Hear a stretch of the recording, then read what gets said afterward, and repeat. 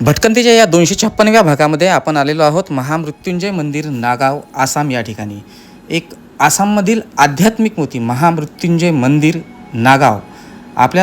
जेव्हा आपण गुवाहाटीवरून अरुणाचलकडे निघतो त्यावेळेस रोडवरच नागाव हे अतिशय सुंदर शहर निसर्ग सौंदर्य समृद्ध संस्कृती आणि आध्यात्मिक वारशाने परिपूर्ण आहे.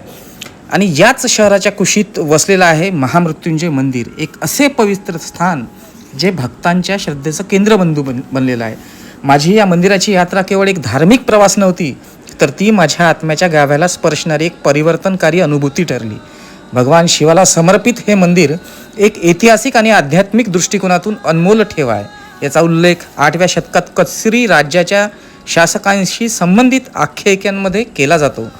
महामृत्युंजय या नावामागे एक गूढ अर्थ दडलेला आहे. मृत्यूच्या बंधनावर विजय मिळवण्याची आध्यात्मिक प्रेरणा. या अशा अतिशय सुंदर मंदिराचे बांधकाम 2003 साली आचार्य भृगुगिरी महाराज यांनी सुरू केले. हेच ते स्थान आहे जिथे त्यांनी गुरु शुक्राचार्यांच्या आशीर्वादाने ध्यान केले आणि महामृत्युंजय मंत्राचा घोष केला. अनेक वास्तुविशारद आणि अभियंत्यांच्या प्रयत्नानंतर अखेरीस AR नारायण शर्मा यांच्या नेतृत्वाखाली अंतिम डिझाईन या मंदिराचं पूर्ण झालं. आणि म्हणूनच हे मंदिर म्हणजे अभियांत्रिकी व भक्ती याचं अद्वितीय असं संमेलन आपल्या सर्वांना पाहायला मिळतं. या मंदिराची खासियत म्हणजे जगातील सर्वात मोठे शिवलिंग, ज्याची उंची तब्बल 126 फूट आहे. शिवलिंगाच्या स्वरूपात तयार झालेलं हे मंदिर स्थापत्यशास्त्राच्या दृष्टिकोनातून एक अद्वितीय कलाकृती आहे. मंदिराच्या प्रांगणात प्रवेश करताच समोर उभं राहत एक भव्य शिखर कोरीव कामांनी सजलेलं, पौराणिक दृष्ट्याने नटलेलं. धुपाची मंद सुवासिक भावना, मंत्राचे जप आणि भक्तांचा शुद्ध भाव, सगळं वातावरण एखाद्या आध्यात्मिक स्वर्गासारखं वाटतं.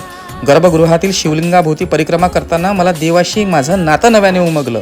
मंदिर केवळ वास्तुकलेपुरतं सीमित नाही, तर ते वर्षभर विविध धार्मिक उत्सवाचं केंद्र आहे. महाशिवरात्री, नवरात्र आणि वार्षिक मंदिर महोत्सव हे केवळ उत्सव नाहीत, देणगी आपल्या श्रद्धेवर आहे. तर अशा या सुंदर मंदिराला आपण सर्वांनी भेट द्या आणि आसाममधील या महामृत्युंजय मंदिराला सर्वांनी भेट द्या. अतिशय सुंदर असं हे मंदिर आहे.